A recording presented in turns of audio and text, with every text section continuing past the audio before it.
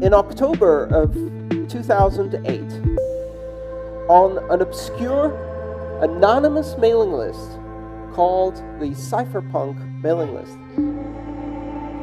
an anonymous participant using the pseudonym Satoshi Nakamoto announced the publication of a paper and said, "I think I have solved a problem in computer science. I have found a way to create a system of electronic cash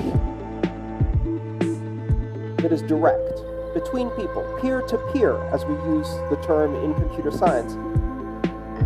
In this system of electronic cash, I've written a white paper and I have implemented it in software." And on that day, Satoshi Nakamoto published the white paper. You can download it online. It's available at bitcoin.org. You can do a search for it, the Satoshi Nakamoto white paper or the Bitcoin white paper. And in 9 pages, Satoshi Nakamoto described in detail and in ways that predicted many of the things that happened over the next 7 years. What Bitcoin was and what Bitcoin could become and how it would work. But he didn't stop there. Or she didn't stop there. Or they didn't stop there, because we don't know if Satoshi Nakamoto is a man, a woman, or a group of people, or an alien being from the future. Okay, probably not that last one. Satoshi Nakamoto then published software and invited people to participate in running a network. And this gives you the first hint as to how Bitcoin works. Bitcoin is software. Bitcoin is an application, among other things. You download this application, you run it on your computer. You can run it on a laptop, you can run it on a desktop, preferably on a computer that's permanently connected to the internet. It uses quite a bit of RAM and disk space right now, but in those days it was very lightweight. And if you run this program, it reaches out on the internet and it finds other people running this program. You don't know who these people are. It doesn't reach out to specific people.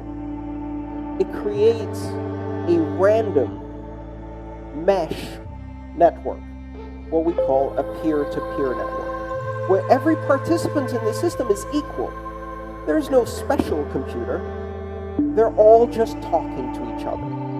It creates what in network terms we would call a crowd.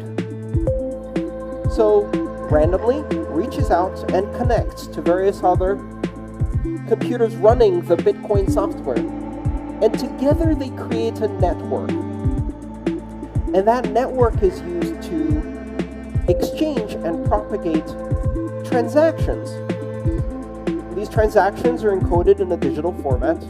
They contain information about the transfer of value and the authorization to transfer value between participants. Nobody controls this network. And this is a critical concept. Nobody controls this network. You can be running one of these computers. You do not control this network. You run one of these applications. It connects to other people. And you run another one of these applications. And it talks Bitcoin to the other computers that are talking Bitcoin. But no one is in control. No one is in charge. Just like when you're running a computer that speaks on the internet and communicates with other computers on the internet, no one is in control. If you interact directly between these systems. That network started on January 3rd, 2009. And on that day, the world changed.